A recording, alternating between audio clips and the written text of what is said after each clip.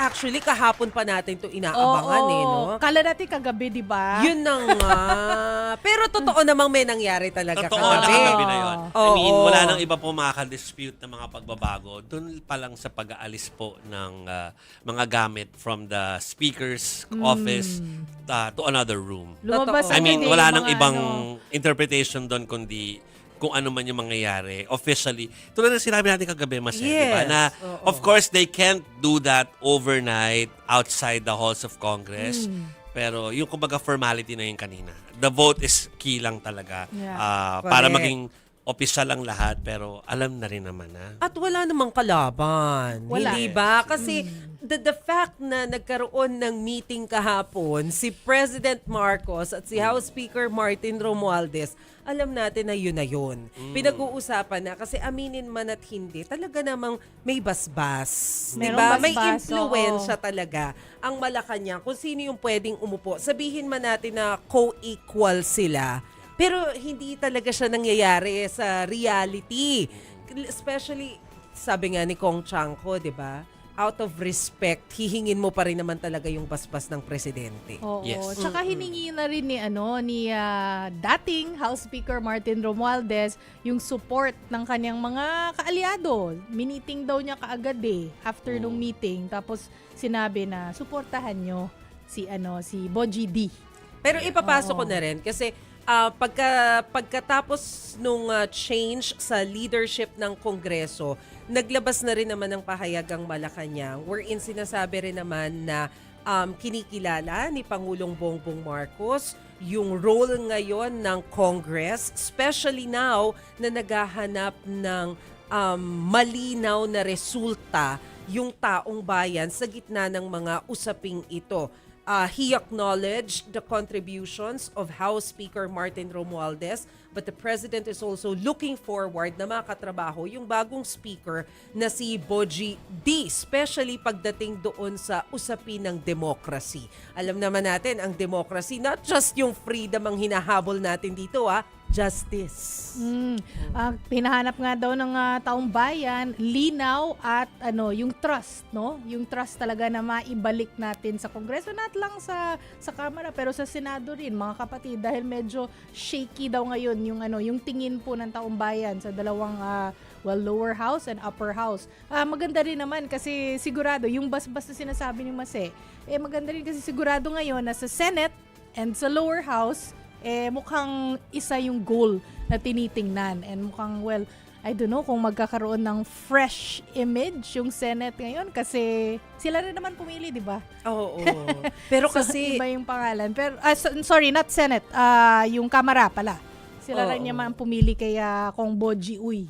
Pero DD.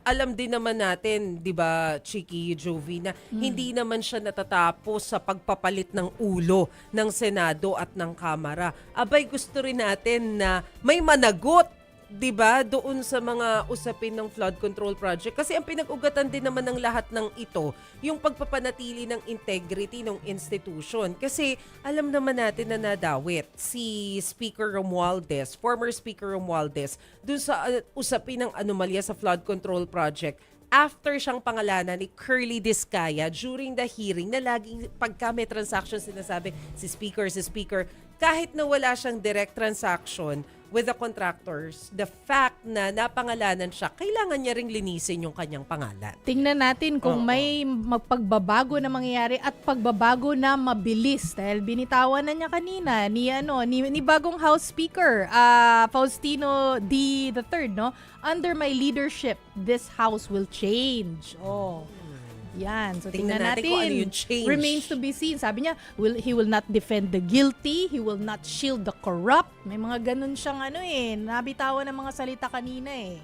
So, syempre, we will hold him accountable dun sa mga sinabi niya. Yeah. Pero, may mga kontra.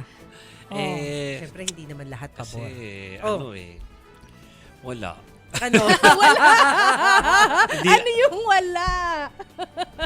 Gusto na, ako, independent commission na lang talaga for me ang pwede makapagbigay sa atin ng hustisya. Ako, yun ang pananaw ko doon. I don't think we'll be getting it from peers. Well, yeah. Oo. Yes. Hindi, to be Pero okay naman sa akin na may cleansing na nagaganap.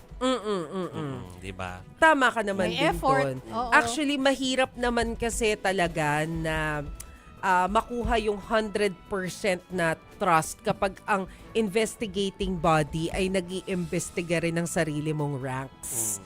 Mahirap yun kasi nga, well, sabi, si PBBM na rin naman mismo yung nagsabi, ang kaibahan ng Independent Commission sa Senate at saka sa Congress mag-iimbestiga, pero ang daming kongresista na pinangalanan, nakasabwat dun sa anomaly ng flood control. Senate nag-iimbestiga, pero meron ding senador na napangalanan. Ay baliktad. Sa Diba? Congress, pinangalanan niya yung nilang mga senador. Sa Senate, the thing is, pinangalanan yung they mga have their congressmen. own investigation na parehong may napangalanan. So Yes. parang ang point lang, paano tayo maniniwala sa investigation na yung body mismo, mga members, may mga napangalanan? Yeah. Diba?